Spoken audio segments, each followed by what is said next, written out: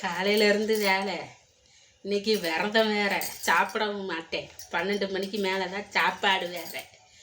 ஏங்க இப்போ நான் ஒன்று சொல்கிறேன். இந்த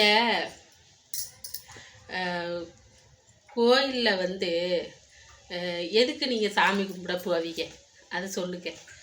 உங்கள் மனக்குறைய நான் எனக்குள்ளே தான் நான் சொல்கிறேன்.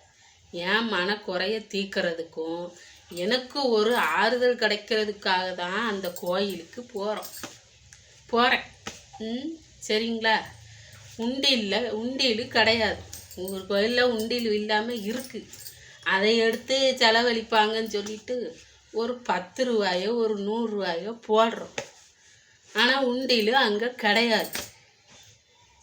இந்த கோயிலில் உள்ளவங்க இருக்காங்கல்ல, பொம்பளைகள், இந்த மகளிர் அணின்னு இருக்காள் பார்க்கல, அவளுங்க என்ன செய்கிறாளுங்க, இந்த உண்டியல் தான் இல்லையே அப்படின்னு சொல்லிட்டு அவளுக்கு காசு வாங்கிடுறாங்க.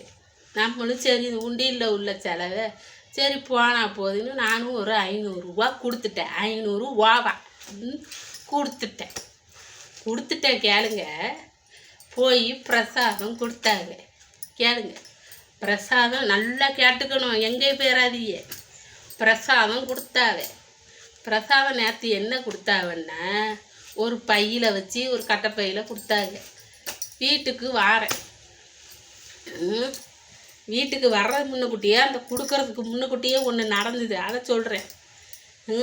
போய் அதுக்கும் ஒரு டோக்கன் வேறு கொடுத்துட்டு அந்த டோக்கனை கொடுத்து வாங்கிட்டு நீ யார் கொடுத்தியாங்க அப்படின்னு சொல்லிட்டு கையில் கொடுத்துட்டாரு. வாங்கியாச்சு, கையில் வாங்கி வச்சுக்கிட்டு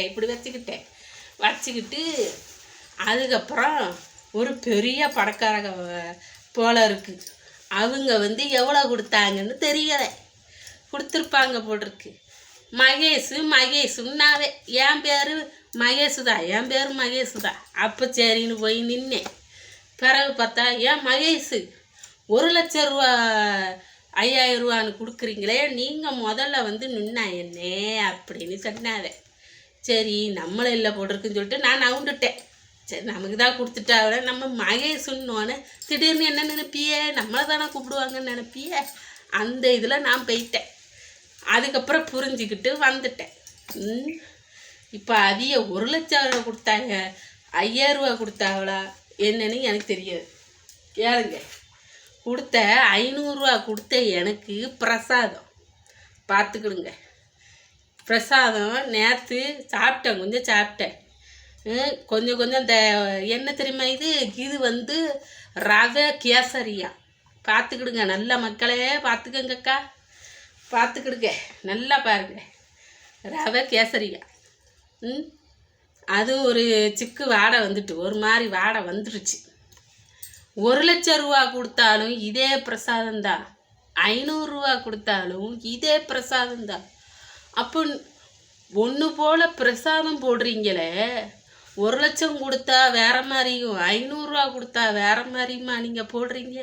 இல்லை, எதுக்கு சொல்ல வரேன்னா, கோயிலுக்கு கும்பிடுங்க, சாமி கும்பிடுங்க, துட்டுங்கிறத அவங்களுக்கு கொடுக்காதீங்க.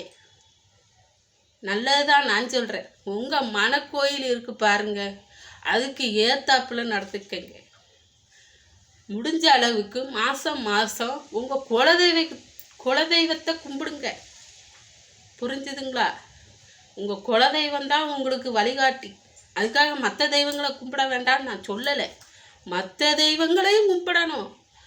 இஷ்டப்பட்ட தெய்வம் தான் கும்பிடணும். குலதெய்வம் தான் ஃபஸ்ட்டு உங்கள் மனசில் நிற்கணும். உங்கள் குலத்தையே காக்கிறது உங்கள் குலதெய்வம் தானே. அவங்கள மறந்துடாதீங்க, அவ்வளோதான் நான் சொல்லுவேன். இந்த பிரசாதத்தை ஏன் காட்டியிருக்கேன் பார்த்துக்கோங்க. இது ஒரு அனுபவம், தெரிஞ்சுக்கிடுங்க.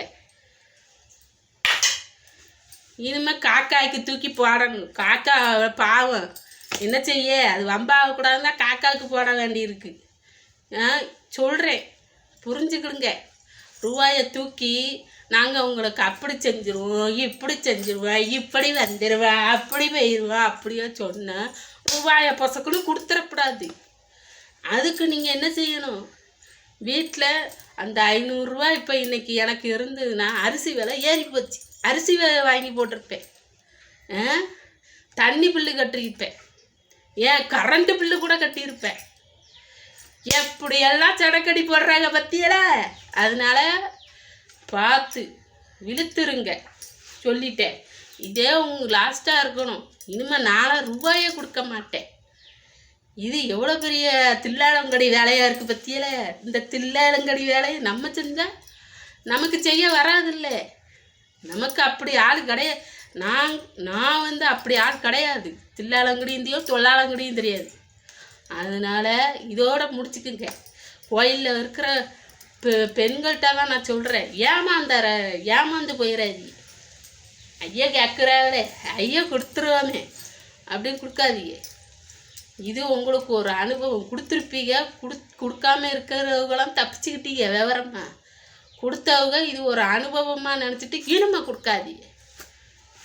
சரிங்களா?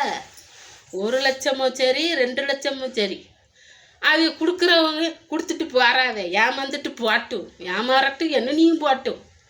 நாம் மிடில் கிளாஸாக, அதாவது கொஞ்சம் கஷ்டப்பட்டவங்க நம்ம இதை பார்த்துக்கணும். சரிங்களா? சொல்லணும்னு தோணுச்சு, அதான் சொன்னேன்.